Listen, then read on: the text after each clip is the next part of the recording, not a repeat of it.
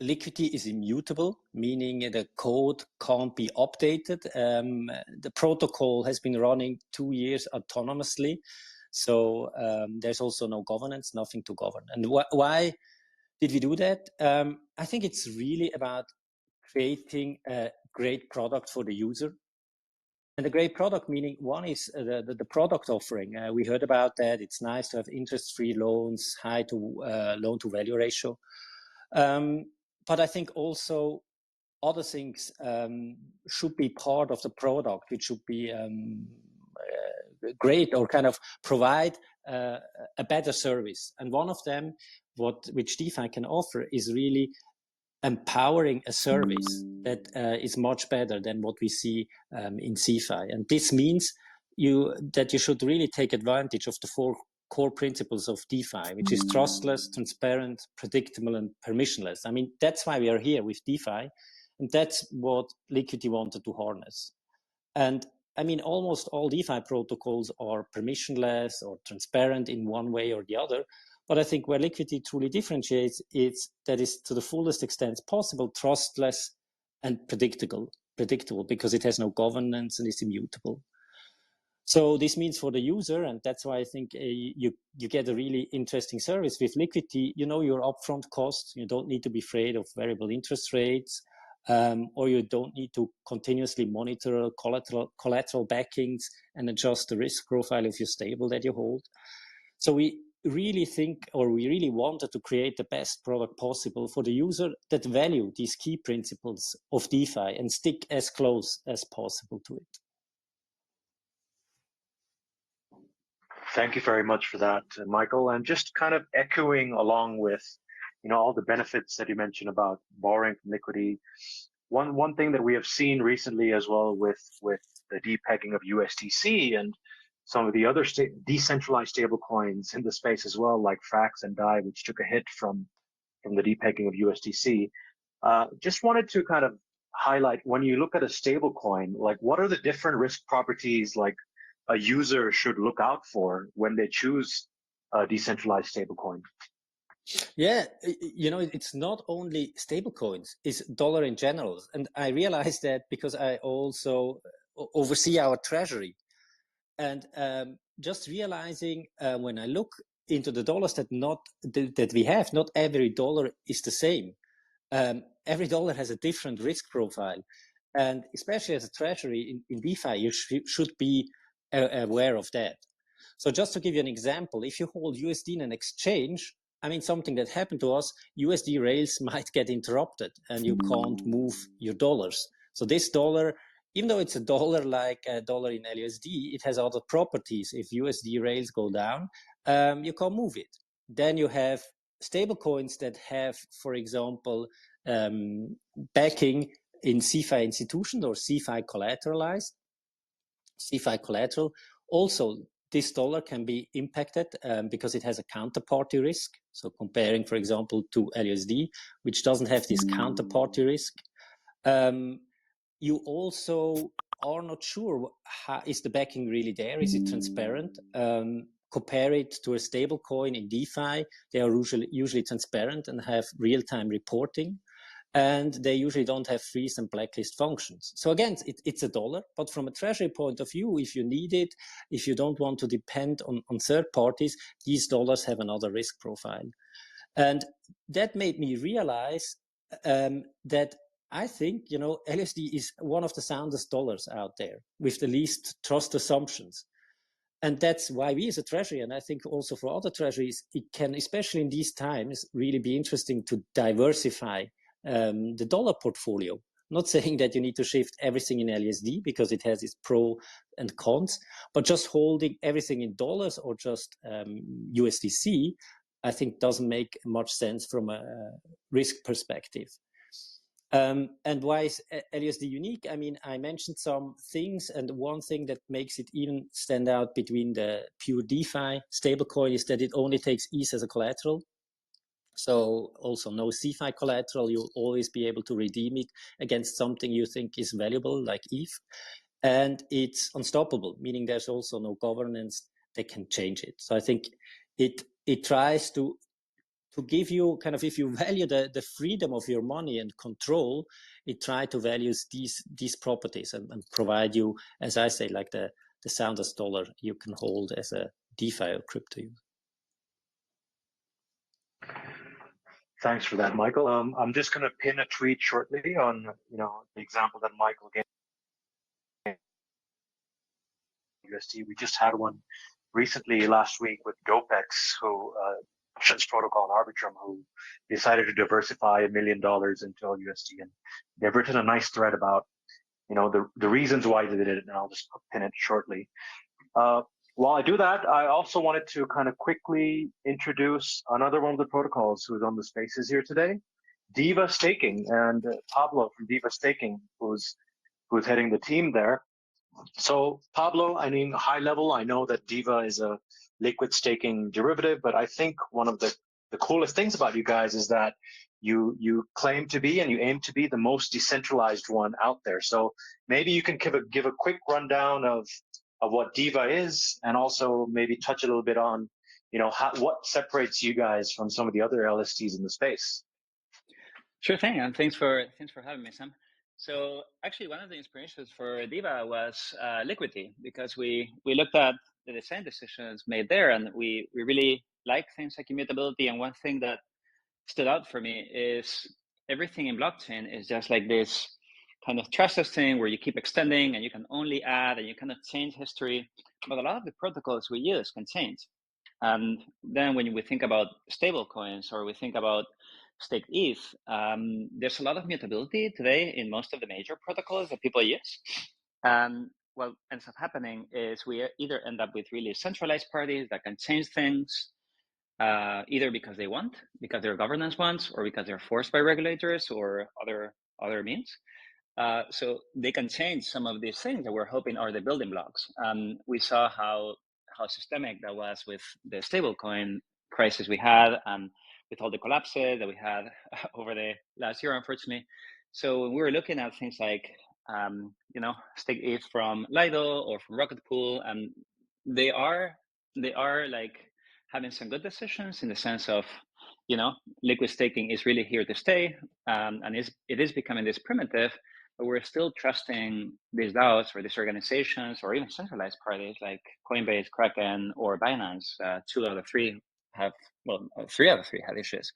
So we thought, okay, we want to go back to these principles of blockchain, and we want to eliminate that human component, right? So we took inspiration from the governance-free design, and the core principles is we started thinking, what would staking look like if it was more like a layer 2 and less like an organization? So it's not an organization that gives you validators, but it's really like a tool, like a software tool that's kind of ossified or coralized. I like this idea of a coral, like extending Ethereum. So I think that has an impact in making it much more predictable. So if you really want to stake your ETH and keep it here for the years to come, and you want to build protocols on top of it, you don't want that to change. You want to have it as predictable as possible. So that's what Diva is aiming to do. I feel like today, no protocol has really cracked that. In Diva, what we're trying to do is we're trying to allow stakers to kind of self-mint their LST and have the network as a whole validate for these validators, right? So there's nobody custodying the private key. We use DBT to distribute keys in the network. And in a way, Diva is kind of like a layer 2 for validation, where we allow both stakers and operators to do staking more efficiently. So yeah, we can go into details, but that's the long story of it. We're still pre-release. So the way we want to be launching this is we are still in that phase. We're launching operator testnet this week. I have a couple big announcements coming. So yeah, if you're interested, follow our Twitter. Those are coming probably tomorrow, later this week. But the way we want to launch this is we've included a lot of members from the community. We're going to launch like a governance process and how Diva should look. And yeah, our goal is ideally to make it immutable. But as we can talk about, there's a lot of technical challenges to that. So we'll see. We'll have to see to which extent it's possible to make something immutable in a protocol that's still changing. And yeah, that will be a really interesting challenge. Cool, thank you for that. We'll dive deeper into the technical challenges of building either a governance minimized protocol and also an immutable one shortly. But before that, I'd like to put on stage Dr. Derivative, founder of Cat-in-the-Box, to help explain some of the mechanics of Cat-in-the-Box and tell us what it's about. So, Dr. Derivative, the floor is yours. Thank you for having me. So yeah, what is Cat-in-the-Box? It's kind of trying to give you liquidity against your proof of stake ETH. We launched with light of stake ETH to basically showcase what Cat-in-the-Box is. And what you can do is basically kind of separate the proof of stake aspect from ETH as a value by minting the synthetic box ETH. You can then do certain things, like you can sell it and go to stablecoin, speculate that ETH is going down, buy it back lower, and pay back your loan, have a profit. In the meantime, still in the background, your original ETH is accumulating yield, and by doing these kinds of moves, you are not giving up that yield on your original ETH. And now, due to our recent integration with Silo, you can do also the opposite. You can leverage up on ETH. So by borrowing our box ETH synthetic, you can put it into Silo. You can borrow stables. You could theoretically then buy more ETH. And then if ETH goes up, you can sell the ETH and basically pay back your loan and net a profit. So in the other sense, like if you would get liquidated while you are borrowing stables with your box ETH, okay, sad, you get liquidated, but that's not so bad because you are still getting the full ETH yield you otherwise would have against your ETH. Like we do have like a version 1 and a version 1.1, where there's different redistribution of the yield gain depending on like the behavior we want to incentivize. So version 1 incentivizes you to take as less steps as possible, so incentivizing that behavior, and our version 1.1 incentivizes you to take as much debt because it redistributes all the yields to the weighting of people having debt. I don't know if I need to go into that a bit deeper, but like why is it interesting is we like each synthetic basically has a claim towards buying back the ETH from any CDP. So each CDP in itself becomes an open limit order to buying back the synthetic, meaning that we have pretty much all the CDPs becoming liquidity to buying back the synthetic. So there comes the dynamic lending aspect of it. It's like a self-stabilizing system. If people borrow too much and sell it too much in the open market, it becomes profitable for someone to take the box ETH off the market and buy back someone's collateral from their CDP. And that's why we coined the term delayed selling. So theoretically, you can borrow box ETH and sell it on the market. And before you get resolved, is a term we use instead of liquidation, you are still yielding on your ETH yield. So if you take out a safe position on your CDP, you are still yielding that ETH until you get resolved. So we are trying to create situations where it's most beneficial for you to do stuff, unlock liquidity, while still earning your proof of stake yield until you basically enter risky territory and the market stabilizes itself. I think that's Cat-in-the-Box in short as I can explain it. And just to add one thing, I mean, the nice thing about Cat-in-the-Box as Liquity, as I understood, it's immutable. It also has no governance. So it's only one of the few handfuls protocols out there that are built in that way. So, you know, if you want to try to dig deeper, you don't find many examples that have gone down this route. Yeah, that's true. Like we chose the governance minimized and immutable route. I honestly want this to be a money Lego, so anyone can use it, and we try to also like remove as much of these dependencies and risks, or like we don't have any oracles. So yeah, we are also that's why we're here on this panel, I guess, is that we also value these things in our protocol. Yeah.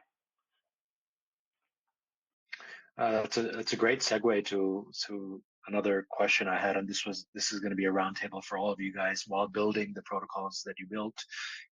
What are some of the challenges that you had to overcome in creating both an immutable and governance minimized space? You mentioned, I guess, governance free oracles is one. I believe also some of the challenges that we see are like also MEV, and also now with LSTs, you're also seeing, all these Liquity, I think itself has had probably around 6 to 7 forks come out in the last 2 months.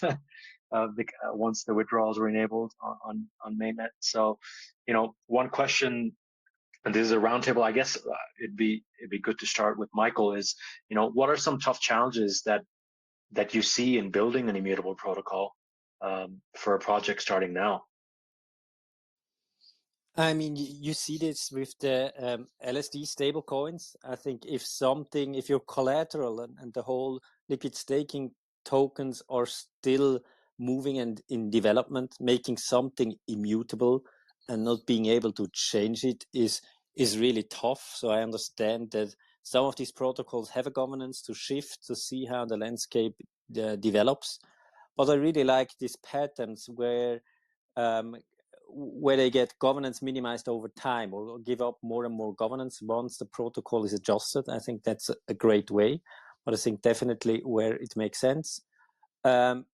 And the other part in DeFi, I think, besides in liquid staking, as we've seen with Diva, and the other protocols, we haven't kind of reached all the values we value so much in DeFi for real decentralization with trustlessness, for example.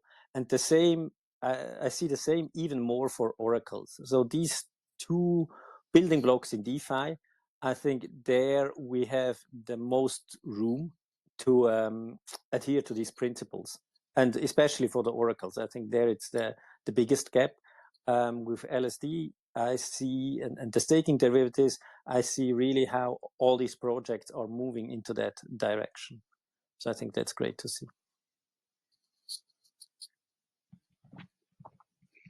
Yeah, one thing we've been looking into as well is how do you make sure that you're not launching something as a team that really is just your own vision? So at Diva, what we're considering is to have like a representative group of people involved in the launch, of saying, look, here's the developers and they have all these ideas, but we really want to make stakers and node operators the people deciding here's how the protocol should launch. Because if you're thinking about something immutable, once you launch it, it's there, right? So you can use it or leave it. But I see like two phases. Like I think there can be community involvement before that final design correlates, and that could be before production. So that's the way we are doing it.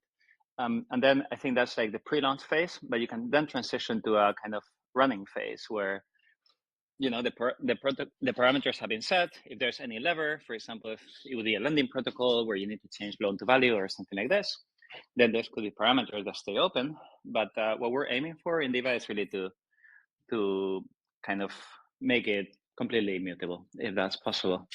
And I had a question for you. So how are you doing your governance-free oracles? Like, what are the trust assumptions and how do they work? Because I'm asking this because we're working on some zero knowledge proof oracles. So I'm curious of how other people are thinking about this.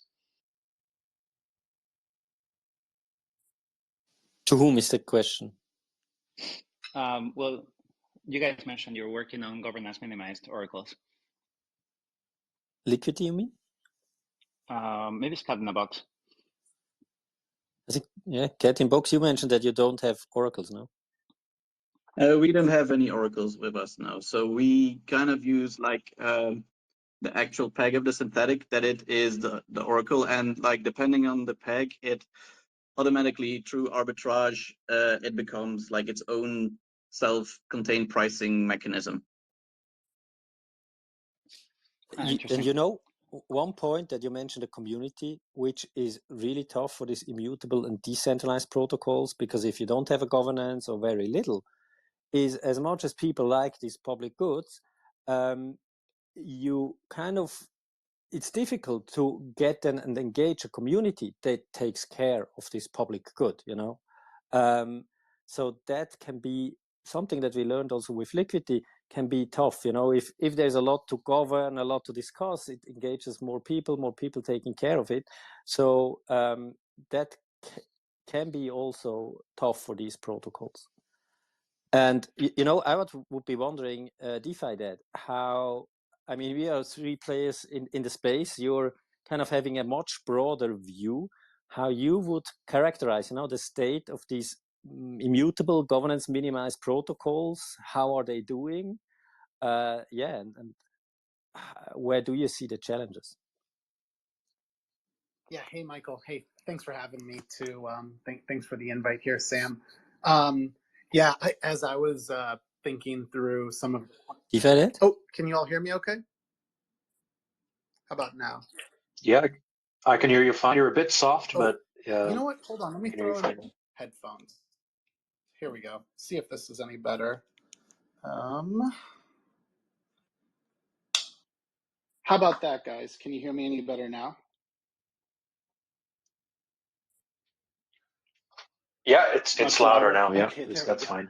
I was just saying that as I was I couldn't listening hear him, to but maybe the I'm the three only of one. you, you know, and thinking through of it more as like a builder, I can definitely bring this back to more of just like a human nature issue. So the problem, like one of the biggest challenges that we have in creating more governance minimized, more like truly immutable protocols is just that there's so much incentive out there to not create that.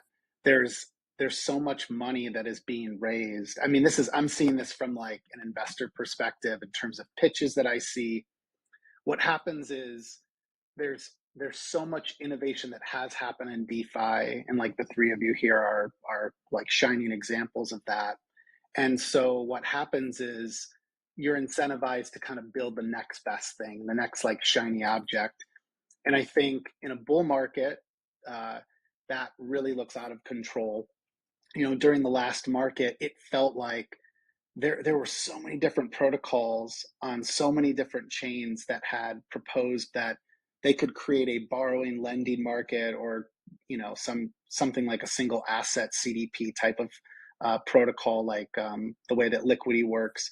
And the assumption was that everything would work, and it really did for some time. It just continued to work, and that's why bear markets are so important to this space, because it kind of washes out some of the grifters, but it washes out the poor designs. And so what I mean to kind of highlight here is that uh, building something that is really predictable, which I think that's what, at the end of the day, if you say governance minimized, truly immutable, I think that is in the TLDR is it's a very predictable protocol. And you could even reframe that as, I don't mean to say this about anybody here, but you could even say the protocol is hence boring. Boring is really important for foundational DeFi.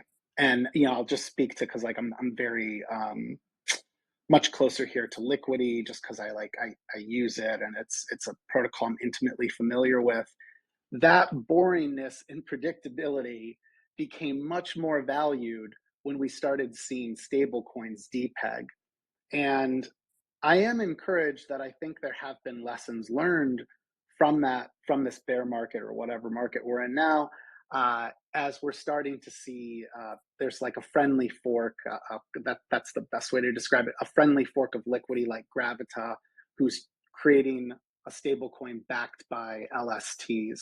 And then obviously it's really important that we have truly decentralized liquid staking, because the compromise that any protocol makes, it doesn't just come back to haunt them as a protocol. It comes back to haunt all of the other protocols that build with it.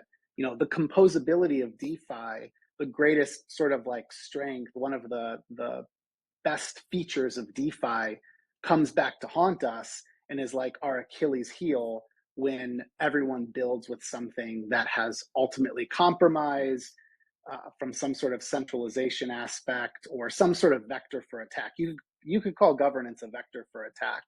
And again, it comes back to haunt us. So I also too, like, I think this is something we'll get into here at some point. I do want to highlight, like, it's not that every protocol should be governance minimized. It's that certain protocols should be, and I actually think we are still lacking in terms of the pool of governance minimized protocols, because again, these are very like mission driven types of protocols who aren't catering to the next shiny object and trying to build what people are screaming for on crypto Twitter. They're thinking very strategically about, you know, what is going to enable that that truest vision of what is decentralized finance. Emphasis on the decentralization, censorship resistance, immutability, governance minimization. So, anyways, hopefully that makes some sense. I don't know if anyone wants to chime in on that. Yeah, I do have some thoughts, just because you mentioned a couple of different things, and you mentioned investor interest and you mentioned innovation, and I think there's protocols where you're expected to innovate and others where you're not. Like, I feel like for things like proof of stake, like, it's still, so it is there, it is a primitive on the protocol, and hopefully everything that we build on top of it, it works the same way for the years to come. But you still have like these proposals. Like now there's this proposal to change the effective balance on validators from 32 ETH to 2000 ETH. So I think as a community, we need to make sure that this kind of upgrades don't favor the new adopters, because if an upgrade like that is done in a way that is way more beneficial for somebody to use the new credentials from an economic standpoint, then that's disadvantaging immutable protocols, right? But as long as that doesn't happen, as long as a protocol we keep making upgrades that are not disadvantaging earlier users, I think there's a value to not innovating and being boring, like you're saying. But then there's the investor question and the adoption question. Like, how do you incentivize growth in a protocol like that when you have all these other ones, like giving governance tokens and incentivizing? I think the answer to that should be that we should explore more like these two phases of how do we get the governance involved early on, and how do we make those people who became involved in governance maybe transition to a token utility model where they're holding some of the token utility that slowly transitions into something that's useful for the protocol. So for me, it's this idea of moving away from this idea that governance tokens have the value and that's exit liquidity for early participants, towards more like, how can we move the value somewhere else, so governance doesn't become this unpredictability, the source of attack, that ultimately we shoehorn into protocols just to get a return. And I think there's new alternatives, and we're working on some of these ideas. Well, one quick thing just to add there is, like, chime in if you think I'm off base here. I clearly got bored with Bitcoin at some point, and I really have always seen you know, the smart contract platform that is Ethereum as really like realizing this future of immutable, trustless, permissionless finance, you know, beyond like the simple use case of what is Bitcoin. That said, I mean, I think everything I was just saying can similarly be applied when you look at like how dependable Bitcoin is as the Bitcoin network and Bitcoin the asset as, you know, a store of value. And so for me, that's kind of what LUSD has been. Is LUSD is kind of like the, again, I there's some negative associations too with Bitcoin, but like if you really appreciate the innovation behind what is Bitcoin, LUSD has kind of been that like Bitcoin of the stable coins. It's predictable, it's governance minimized, it's like truly like, actually Liquity is even more, I guess, governance minimized. But what criticism is there, I think, when everyone believes that every idea is working and the space is growing rapidly and we're at like market highs, that's where the future expectations or even current expectations of utility value are just way off base. And like I said, this bear market has been really good for, I think, reinforcing why you can't just make flippant design choices and assume that everything will work and that people will fall in line, especially when it comes to governance, which there's just countless examples here where governance has failed certain protocols that could further minimize that governance.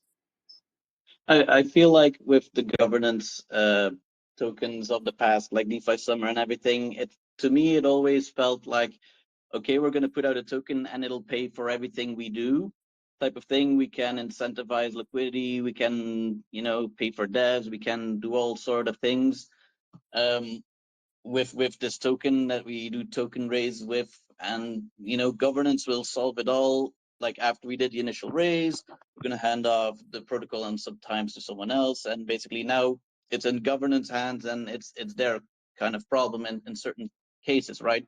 And in other cases during raises, people just, you know, you have situations where there are rug pulls and all these other things, which really put me off on the space of, like, you know, things not immutable through raising through smart contract code, and you know, money not being locked up, or like a drip feed to the team and stuff like that is like, we can do better. And that's also why I built Cat-in-the-Box the way we built it, like that we do have a fee token, so protocol fees do accrue to this fee token, and we don't have like a governance token where we emit value and it pays for everything basically. So we chose for the kind of public good setup. The protocol also enables us to basically, what I'm going to do next is basically show everyone, like, you can do a token raise and it can be set up in a immutable governance minimized way, so that, you know, you can raise money and the team can do what it needs to do. It's get drip fed money, and basically you know, show a template on like how can you raise money with investor protection by having these money Legos in the background guaranteeing value type of situation. So yeah, like I'm looking forward to keeping on building in this bear market and putting out new and exciting stuff. That's very interesting, Dr. Derivative. I actually have a question, because you mentioned that you're working on V1.1. I don't know if it's out yet or what the situation is. And I remember following you guys on Twitter, and the idea is eventually down the line to launch on a layer 2, be it ZK Sync, Optimism, Arbitrum, one of them. Does that fee accrue to the same token in those different variants of the protocol as well, be it V1.1 and one future one that you have on one of those layer 2s, or how would that work? So we both have a V1 and V1.1 using the Lido Steve version, and we kind of sold that version, closed that version off to future upgrades, so no upgrades can be done to that protocol. We're still looking towards like what is the best place to actually launch. Like we're looking to launch a Rocket Pool ETH version, but like which chain is the best? Like, are all the building blocks necessary available on these chains? And like, we're still looking into the best situation. But when we do a new deploy, most likely it'll have its own new fee token. Like it'll be like its own self-contained system, most likely. Yeah. Cool. I would have a question also to Pablo, because you mentioned you will have almost no governance or almost fully immutable contracts.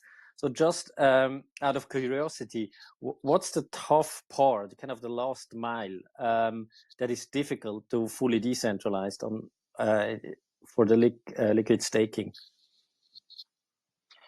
So I would say in solutions like Diva, what we're doing is we're giving stakers a way to self-mint this token, and operators a way to kind of operate and receive rewards from the network. But what we don't know ahead of time is what are the balances going to be. Like, we don't know if the ratio is going to be like overwhelmingly stakers, overwhelmingly operators. So there is some element of like dynamic balancing that you can make your best effort, but you can't really completely understand how the network is going to look. So let's say one is that one, like maybe keeping some ranges that are like able to balance this or making a very dynamic design. And the other one is that some of the functionality we need is not present in Ethereum. So to give an example, today you don't have a way to communicate from the beacon chain to the execution layer. So there's an EAP proposed, but this EAP is coming later. So there you have a question of, okay, do you leave the door open? And then does governance have this mutable part where you can extend it? And how do you reduce the impact of that? So yeah, unfortunately, we're still dependent on some parts for the protocol. One solution we're looking into is zero knowledge oracles, where the trust assumption is just that somebody runs it. So if nobody's running it, you can be honest, you can run it, be honest, and like that takes away all the governance. It keeps the immutability. But I would say the main challenge for us is that the protocol is still evolving, and like how do we make our best effort to launch something that changes as little as possible while Ethereum is still changing.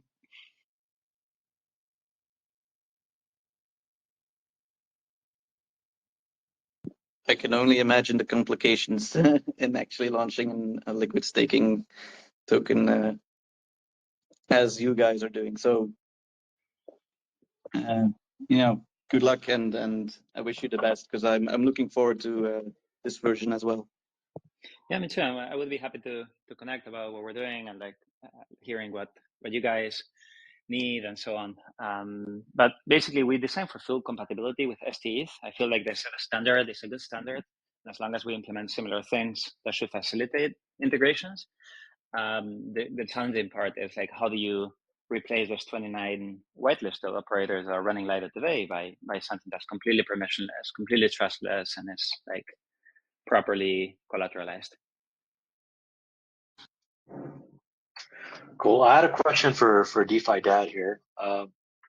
Obviously, 3 protocols here that are either a combination of governance minimized or immutable. But I wanted to ask you, as a user, as also as a DeFi educator who's been around for like over 5 years now, like, do you, when you judge a DeFi protocol or when you deposit your funds into one, like, do you give I was going to say something else, but do you care about this? Do you care about if a protocol has a multi-sig and is governance free, or what does it take to build a community for this? Is a question for me. Oh man, that's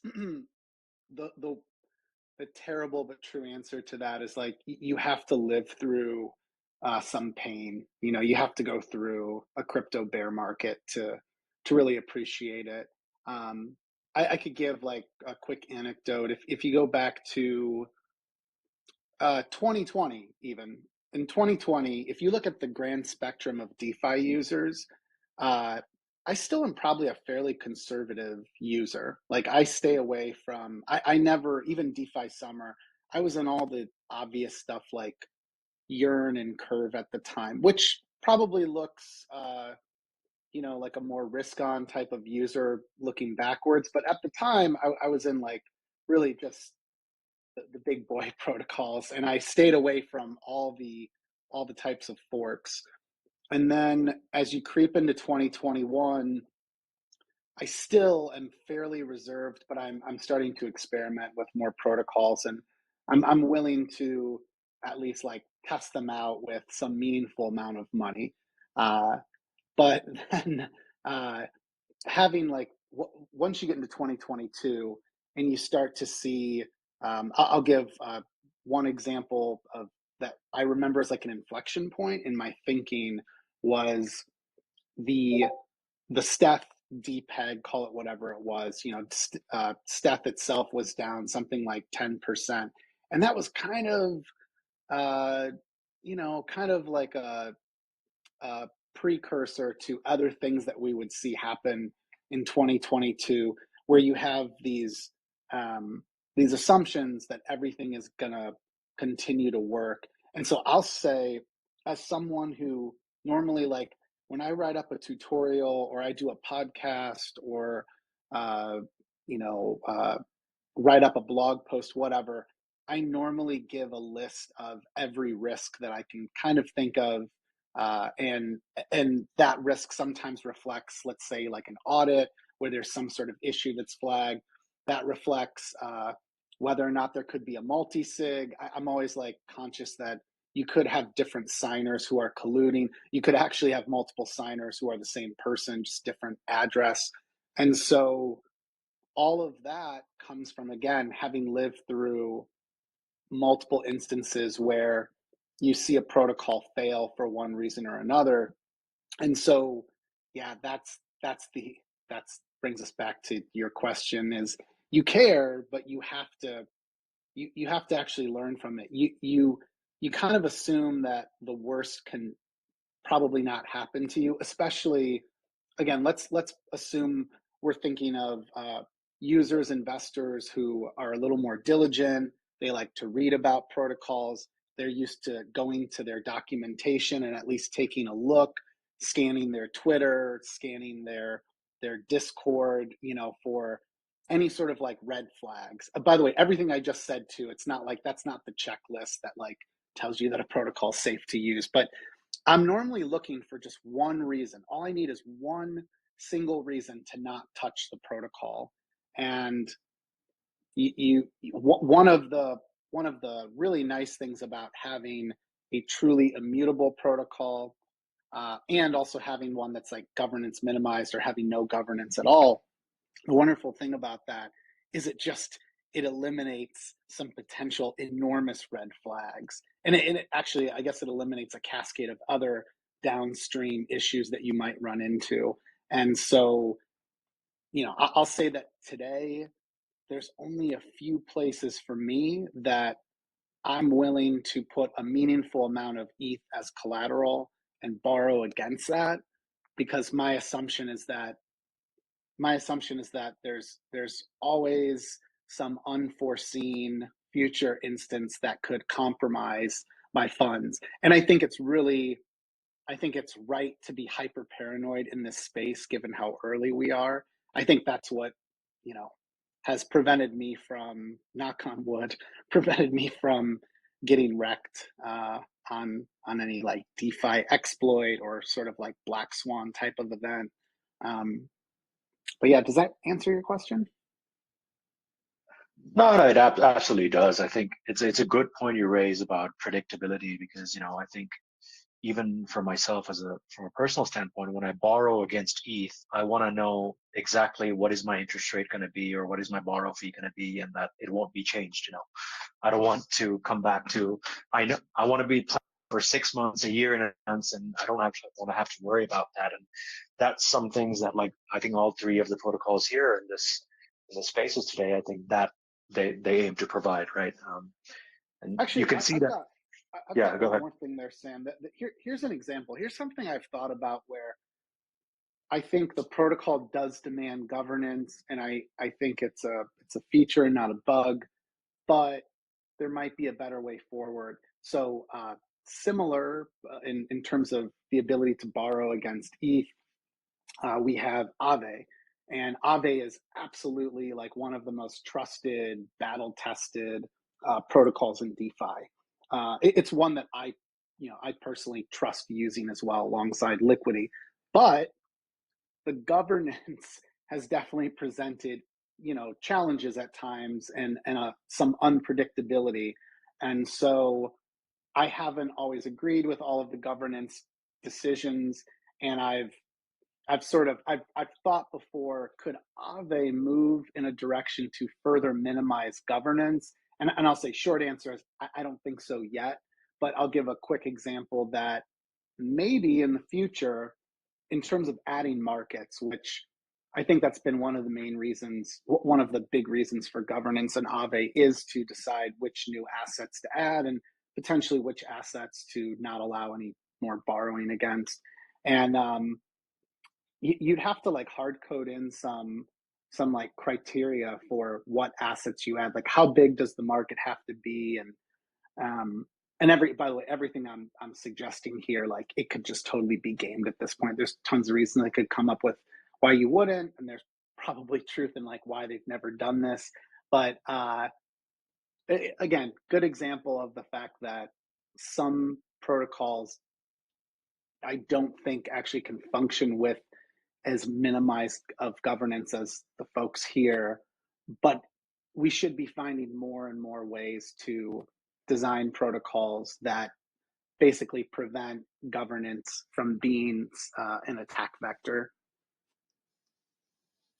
Yeah, but there I think, Dr. Derivative made a good point just talking about the governance tokens. So we assume you have these governance tokens and it will solve all the things and community will govern it.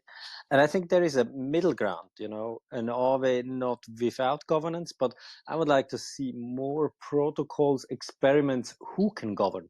Does it need to be the governance token holders or the people that have stake in the game, in the protocol, and give them more rights?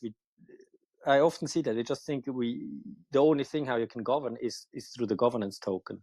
But the people that have the collateral or have lended out the assets or are holding stable coins are all stakeholders in the system that have probably even better aligned incentives to take care of these things. So I think that's an interesting space where I would love to see more experimentation.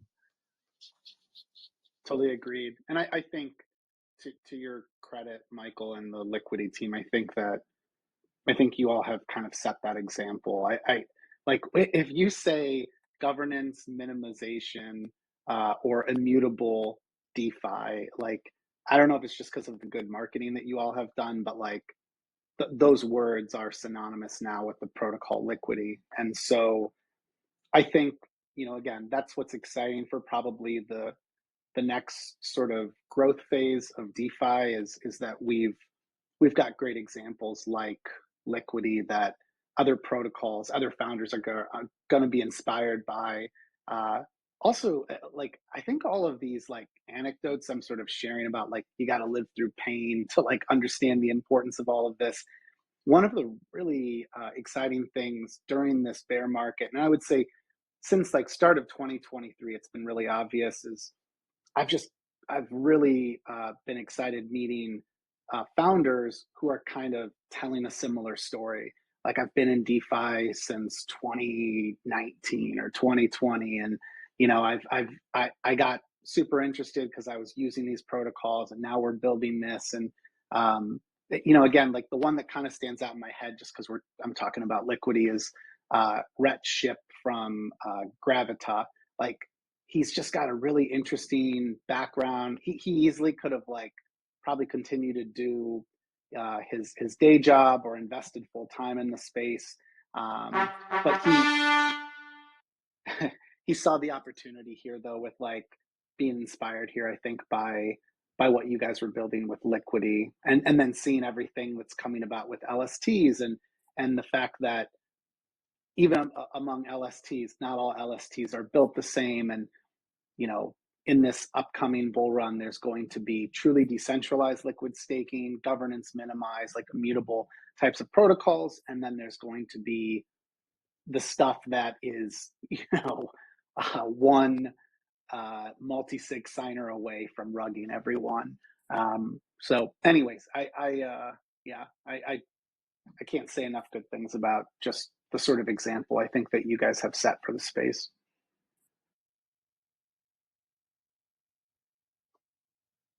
Thanks very much, guys. Just as we're closing up on an hour here, I think we'll have one more question, and then we can open it up to the Q&A. So, it'd be great to know what's coming up next for everyone on the spaces here. So I know Diva, you guys are working on the launch of the Diva DAO, and also maybe a little bit of an insight as to how that will work and what parameters you guys will allow the DAO to govern. That'd be great. And also from Cat-in-the-Box's side, I'd be interested to hear what's coming up next with V1.1 and also maybe a deployment to one of the future L2s in the future. So Pablo, I'll let you get started. Thanks. Yeah, so what we've been working on at Diva this whole time is on the DVT. So we, together with Ovo and SSV, are one of the solutions allowing people to validate in a distributed way. What makes Diva different is that we integrate deeply the economic model. So like the operators, the rewards they make are really dependent on how they're performing. So we had to build a lot more. It's not just the DVT. So we completed the DBT part. We're going to be releasing that this week. So if anybody is running a node and wants to play with it, you can do it. But the next part is starting now. So the team is going to be working on tokenomics. And the main question we have is, how much risk do we take versus how much collateral do we ask? Because if you look at staking, basically your maximum loss could be 100%. If everybody gets correlated slashing of a third network, then all the ETH is lost, right? So the only way to fully collateralize is to say, well, everybody needs to post the full amount, which doesn't really allow liquid staking. So there is a question of until what point do we have risk mitigation, because the DBT makes it really, really hard to slash, makes it really, really hard to be offline. So there's a question there of like reliability versus like better economic conditions, I guess. And that's the main question we want governance to answer. Developers are going to be proposing code. What we're doing is a distribution. We're still looking to the exact way, but we're going to be giving the ability to vote to people like stakers, node operators who have demonstrated a commitment to Ethereum. That's what I was calling like phase one. And we have some announcements coming this week. So yeah, if you're interested in the space or in what we're doing, you can follow us at Diva Staking. You can click on my profile and learn more. But yeah, hopefully that comes to a question of either it's a risk point, in which case it never changes, or it's a risk range, which could be governance minimized to say, okay, I know that the risk is always going to be between threshold A and B. And again, it's much simpler than Aave because there's only one point, it's only one asset, and it's LST. So I feel like LSTs are actually really well suited for immutability.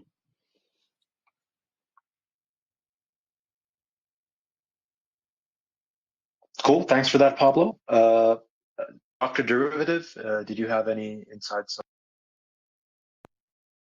What's coming? Yeah, so like on the Cat-in-the-Box front, we're still shopping around on where to launch our Rocket Pool version, or maybe even wait a bit until Pablo's LST comes out and look forward how we can build on that.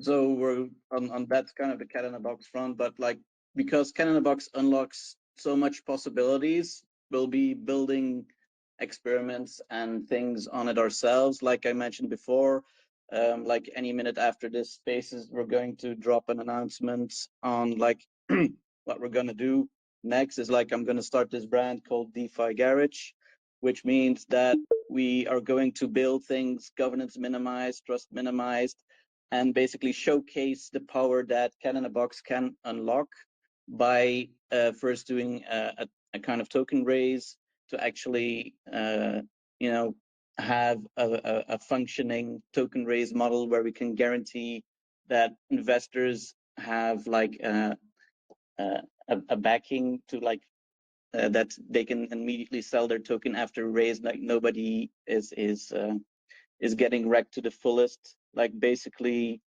try to revolutionize the ICO model. And then we've got some experiments lined up, also based using the Cat-in-the-Box CDP technology, and showcase some really cool stuff, which will then be forwarding fees into the token we're going to be raising with soon.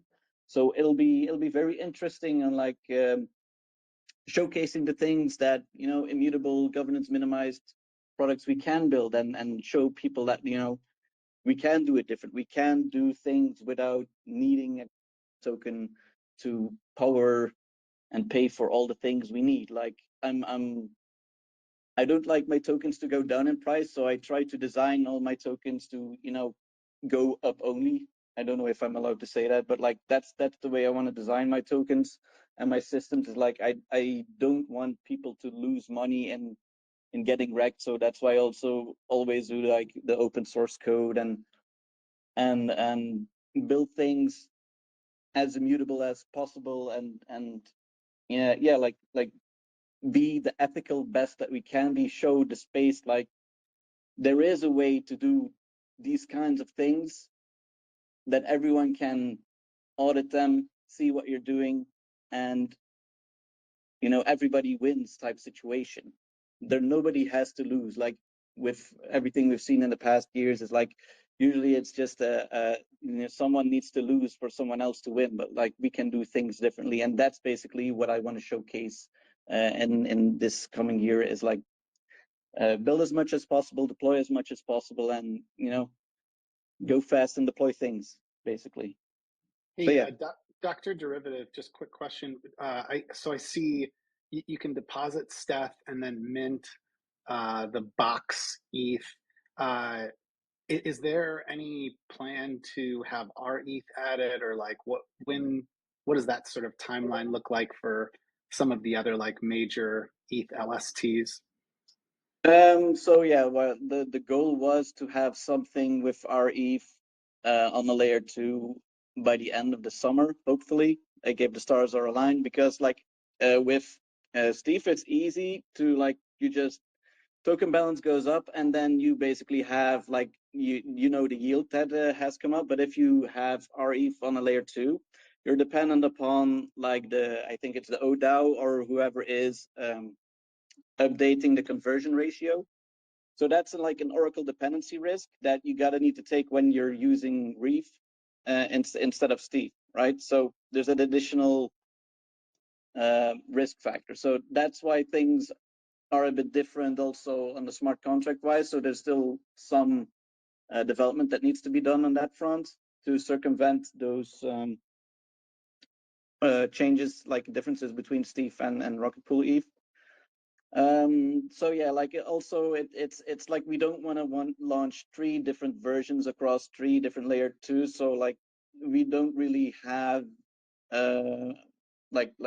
have like talking to all the biz dev teams yet on like who wants us where the most, or like what makes the most sense. So like we're still in the decision phase on that front. So if anyone has good suggestions or a good reason why we should go one layer 2 over another, that's also very welcome. It would make our decision process very much easier. But yeah, like hopefully during summer, end of the summer, we'll have a Rocket Pool version up and running. There's also like the thing, like before we were talking about, like one of the challenges is like, okay, we raise with a fee token called Box Fee to bootstrap the initial liquidity. Like, are we going to make changes towards that one if we launch a new independent, a new independent Rocket Pool version? Because like I don't want these 2 deployments contaminating each other. So like they need to be both independent. And the question is like, is there a better way like to iterate on the fee token that we did back then? The other thing is like, is there actually demand for the Rocket Pool ETH version? So like, I don't know how to gauge the community out there. Like, it doesn't make sense to deploy something if there is no demand for it, right? So if you're saying like, yeah, I'm definitely going to deposit this many ETH and I'm going to use the Rocket Pool version only, I don't like Steve, well, by all means, let's talk and like let's work through the motions, like why there should be a Rocket Pool ETH. But so far, there has not been strong signaling why there should be a Rocket Pool ETH version. That's why things have been more slowish on that front, I think. Yeah, makes sense. There's a lot more stuff out there. I wouldn't be surprised though if you ever pop in the Rocket Pool Discord. There's a lot going on there. But anyways, yeah, really cool to learn about Cat in the Box today. Thank you. I hope you'll consider us going forward when you stake your ETH and need liquidity against it. It's better than selling, I'll tell you that. That's right. No, definitely. Lastly, I do have Michael. So what are some of the things that Liquity are cooking in the pipeline? Yeah, people often ask me, what are your devs doing? Your dev team, because it's immutable. Everything is out there. So of course they are not idle. They are always researching new stuff, looking at stuff. And I think right now we have an interesting approach to overcome some of the limitations of LUSD and Liquity. So, I mean, users like the decentralized nature of LUSD, but what they would like to use is, of course, what we already heard, staked ETH.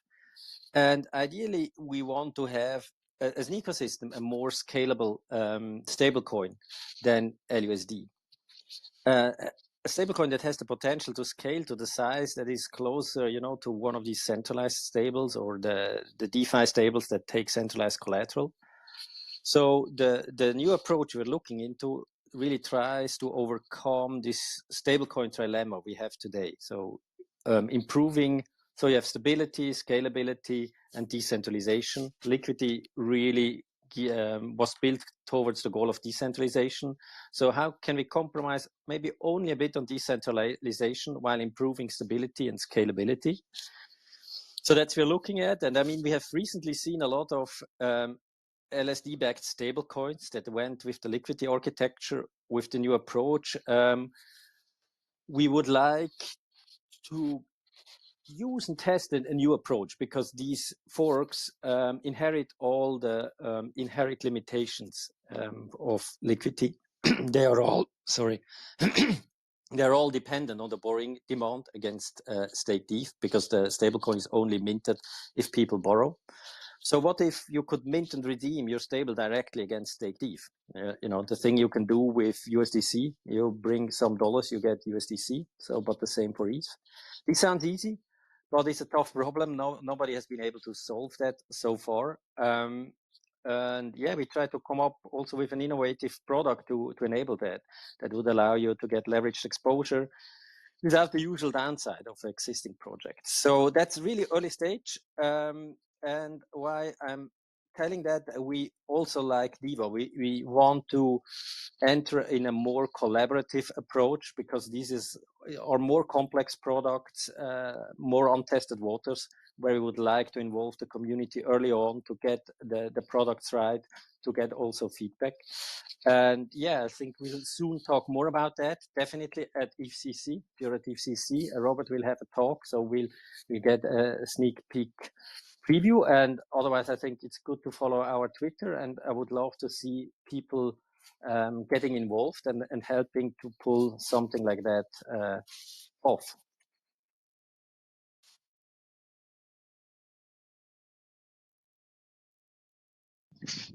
Cool. Thank you very much, Michael. Yeah, I think we're gonna, please follow us on Twitter if you are already not, and do the same for Cat-in-the-Box and Diva as well, because I think all three of us will have some announcements coming in the coming days and weeks. So I think now what would be good is if the audience has any questions. I know we're a little over time, but let's still keep the spaces open for some questions. Please just raise your hand, and then I'll invite you up to this stage and to speak.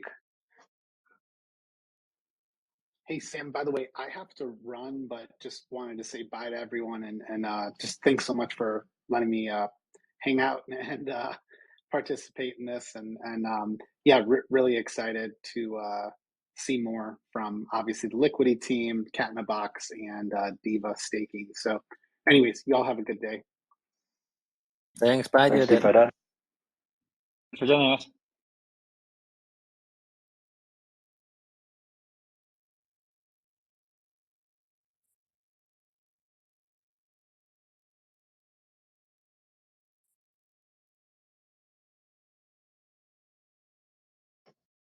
Don't see many hands, but I don't know if you guys have any questions to one another.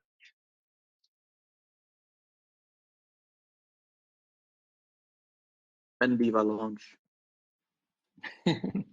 So the DBT is working in tokenomics and zero knowledge oracles are work in progress. We're hoping to have something on Q4, but it will depend on the audits and how hard the technology is.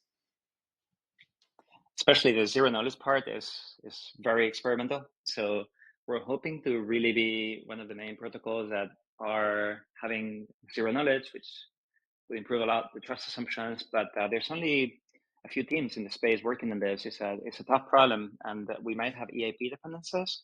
So depending on that, we might launch a bit sooner if it's easy, or a bit later if we have any dependencies. But yeah, Q4.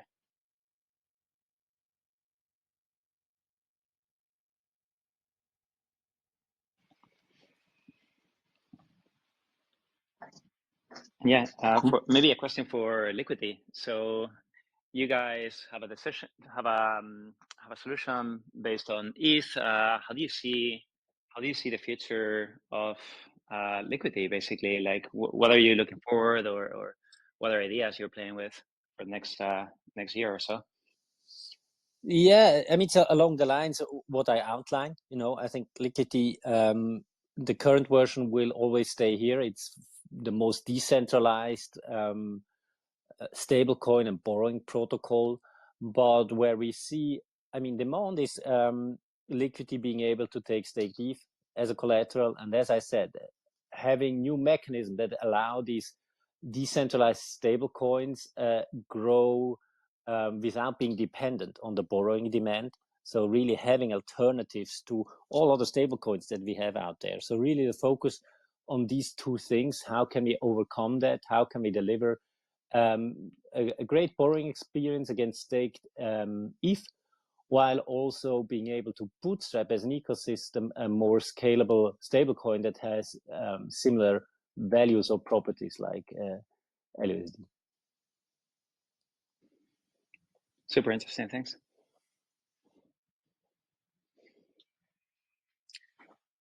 Cool. I think question for Cat-in-the-Box. So when you guys think about different versions, how are you thinking about things like migrating liquidity or facilitating users, like moving between versions? Is that something you think about at all, or do you really like design them as completely separate protocols? How do you structure that?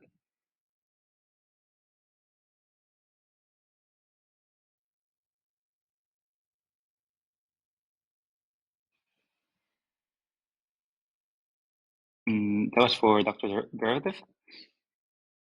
Oh, sorry, I didn't get the question correctly. Like, I was thinking. Yeah, sorry. So I was asking, when you guys think about these different versions, do you provide any ways to migrate liquidity for users, or do you really structure them as silos and completely independent solutions? Yeah, so the way we coded things is like to keep things as simple as possible, and because we're trying to do things as simple and as possible, it kind of prevents us to offer these easy migration type things. Like the goal is also to just keep everything siloed, so to not have any containment risk of one version ruining another one. So it basically is going to be like separate siloed version of Cat-in-a-Box. Like we did have like two CDPs. Like it's kind of like an A/B testing that we're doing right now. Like which one will get the most deposits and usage and everything. And like theoretically I already know, but it's good to actually see the market play it out before we actually iterate on what we've done and like take the lessons before we actually do a new version, and maybe eventually create like a Uniswap factory style version that plug in your own LSC or something like that, and spin up your own Cat-in-a-Box version type thing, like potentially all isolated in the future.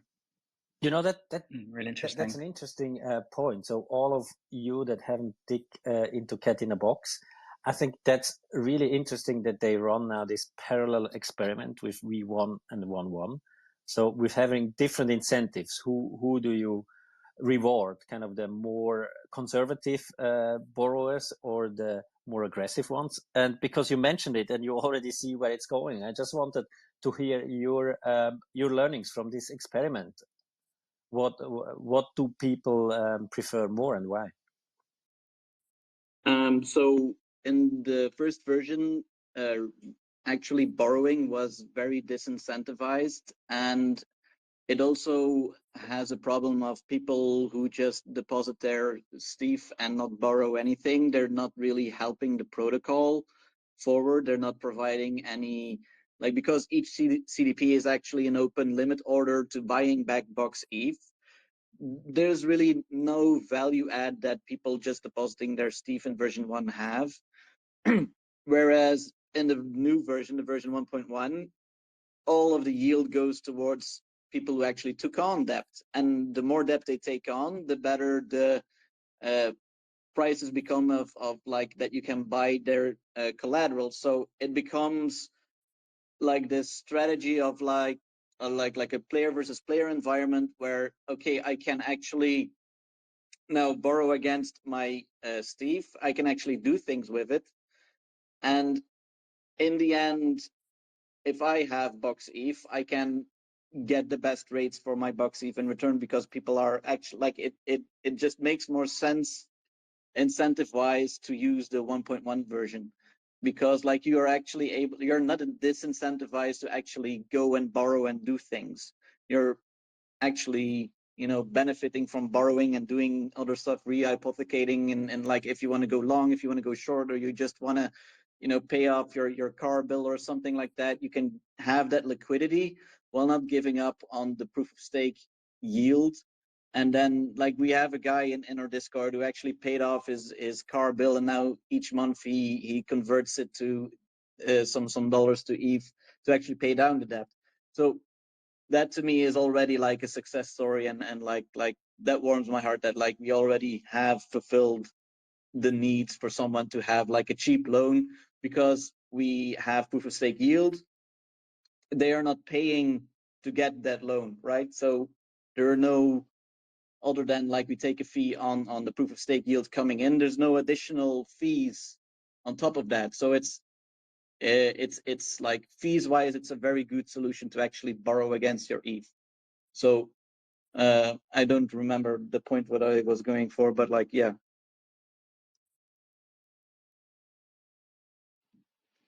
Cool, thanks. Yeah, Really cool. I mean, I was really interested where what users prefer, and the only thing which I'm a bit worried is because you know V1, I mean, there the incentives were clearly made conservative, so the protocol is stable, and with V11 I see all the benefits of the users, but I was just wondering, doesn't that bring the protocol in a state that is more dangerous? Because kind of if you're not lending or leveraging up a lot, you kind of the ones losing in the entire game, you know? And in our system, it kind of isn't. It's just like a matter of risk profile, right? Like no matter what the situation is, always like one Box ETH is always collateralized by one staked ETH or more, right? So that's the base thing. Like it cannot go insolvent at any point in time. So that's the first thing. Like, and then depending on like, do you want to be the first in line to be liquidated or not? Like that's kind of the incentive other people have, is like if they take on quote unquote more risk, they will be first in line to get resolved, liquidated. But if you are not the first in line, you can just take value against your ETH and go do things with it, while the risk is not in like for the protocol itself, there is no additional risk, because in any case we're not dependent upon you know a dollar denomination of ETH. It's like we're counting in ETH versus ETH. So protocol wise, everything will always stay solvent, if that answers your question risk wise. Yeah, thanks.